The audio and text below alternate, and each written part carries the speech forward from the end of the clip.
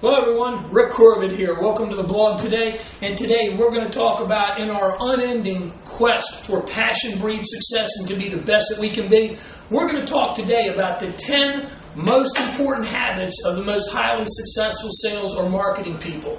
Keep in mind, these are the top 5% of the income earners in any company, in any given product or any given service. These are the 10 most important things. So if you're in sales or customer service, you deal with people on a regular basis, you should know these as well. Even if you're not in sales, this can impact any type of career or any job that you have, because there are keys here that are very, very important in virtually anything you do.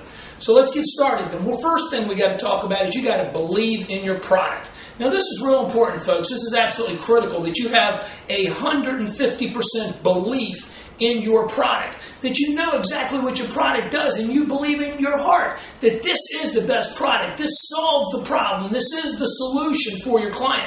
Because if all you're doing is going in and you're trying to sell a product to make money and you're not passionate, you don't believe about it, people will see right through you, and guess what? You're not going to make any money and you're not going to make any sales. So remember, you got to believe in your product. But right in line with that is you got to believe, number 2, in yourself. And what I mean by that is you have to have a great self-image and believe that you are the person that needs to deliver this product, to deliver the solution to the client, to the prospect. And I don't care even whether it's a home-based business. You have to believe in yourself. If you, again, don't believe in yourself, I will tell you this, that very highly successful people and business owners don't like dealing with people that do not have self-confidence. So in this particular case, you must believe in yourself. It's not an if. You must. And you must have supreme confidence in yourself. So if you don't, first thing you ought to do is step back, find your mentor or get a mentor, and develop a personal development program to improve your self-image. Because when you walk in, there's the belief in the product, and hey, I'm the person that you need to get this from. And why? Because I'm the best. So again, that's number 2. Now number 3 is you got to master the basics. Now this is real important, folks, because so many people want to make all the money, but then they don't want to do the basics. And it's mastering the mundane, the basic things that leads to the big success. You can't do the big things without focusing on the little things up front. So with that being the case, master those basics. And what I mean by that is that skill sets, communication, how you deal with people, your speech patterns, what you say, what you don't say, verbal and nonverbal communication, how you can read people and how they sit and what they're thinking. So those are the type of things that you need to know. If you want to be good in sales, marketing, communication, or you want to be the best in your home-based business, these are some basics that you need to do. And make no mistake, folks, if you think you're just going to come in and boom, I'm going to be the best, it doesn't work like that. The skill sets come first, and then you build on the skill sets to the other things. So remember, master the basics. Number 4 in this is going to be total preparation and being 150% prepared.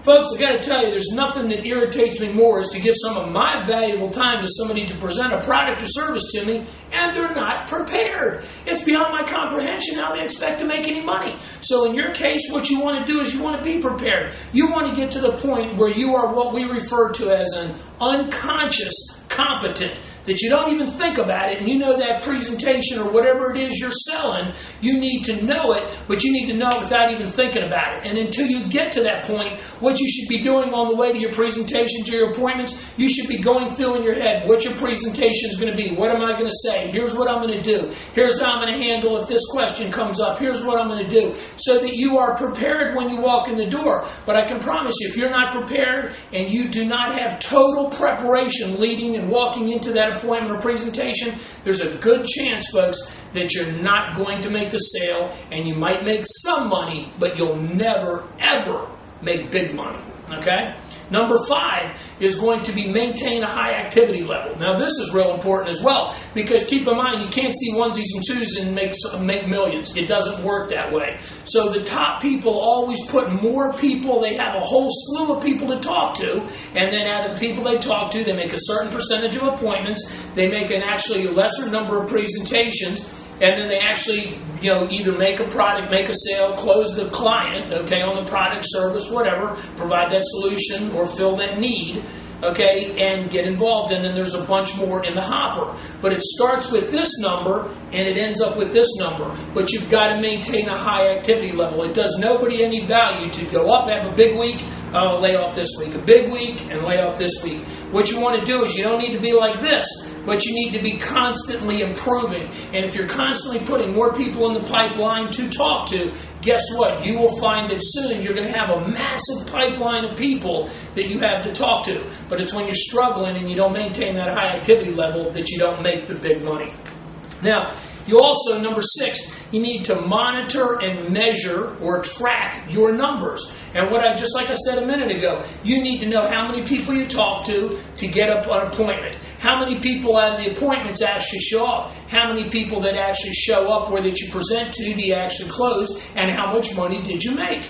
And so the key is there, it's called a ratio. It's just like any sporting activity. You do a certain thing, and whether it be baseball, football, basketball, soccer, hockey, whatever, there are ratios. And in this particular case, you need to develop a ratio. I can tell you this, the most successful people in the world know exactly what each person is of value to them. For example, one of my mentors, tells me that every time I talk to somebody in his career, it was worth $400. Now, how did he know that? He didn't just pick it out of the air. He didn't just say, that sounds like a good number. It's because he tracked everybody he talked to, how many he actually had appointments with, how many presentations he gave. All the way down the line, they tracked the numbers daily, weekly, monthly, annually. And so at the end of the week, you know your numbers, but at the end of the month, you need to analyze your numbers and see what your ratio is so that you need to know I need to either improve these skill sets or increase the number of people that I talk to. But again, you have to maintain a high activity level and track the numbers. Real, real important.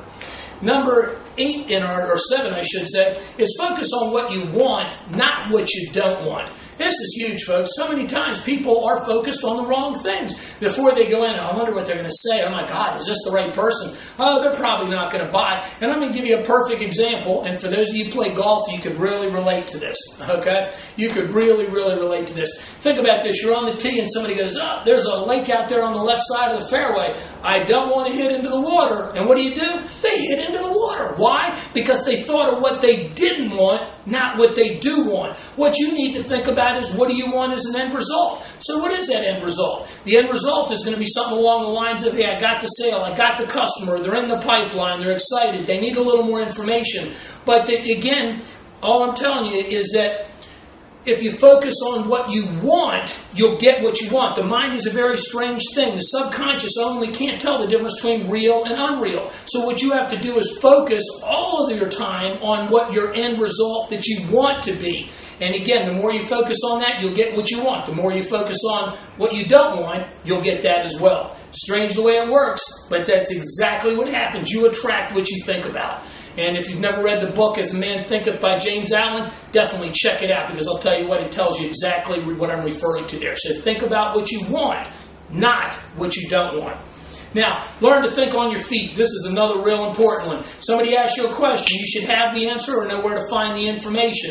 If they throw an objection out, you should be able to handle the objection. But you've got to be able to think and know what they're thinking. So again, it comes from being prepared and thinking on your feet and be able to handle that question because people like people that are sharp. They like people that are focused. And if you're into it and you're focused and you're passionate and you're prepared, folks, you will be thinking on your feet. But when you go, oh, I don't know, I've never thought about that or nobody ever asked me that, folks, you can't have that kind of response. So you must think on your feet and again, be prepared. It's part of total preparation. Number 9 is you want to spend 80% of your time asking questions. Real, real important here, folks. Okay, so what I mean by that is that that's why we have 2 ears and 1 mouth. You should spend time asking questions. I can't tell you the number of people that have proposed things to me in the past or pitched me on this or that, and all they did was talk. They never asked anything about me. Well, how can you provide a solution, fill a need, solve a problem if in fact you have not asked the questions? Folks, that's the key, is asking questions. The more questions you ask, the better you can tailor or suit your needs to the end result, okay? And the last thing is follow up, follow up, follow up. If you are not following up with people on a regular basis, okay, and match the fortune is in the follow-up, guess what, folks? You'll never get to the end. So with that, folks, thanks for being with us, and we'll see you tomorrow on RickCorbettJr.com.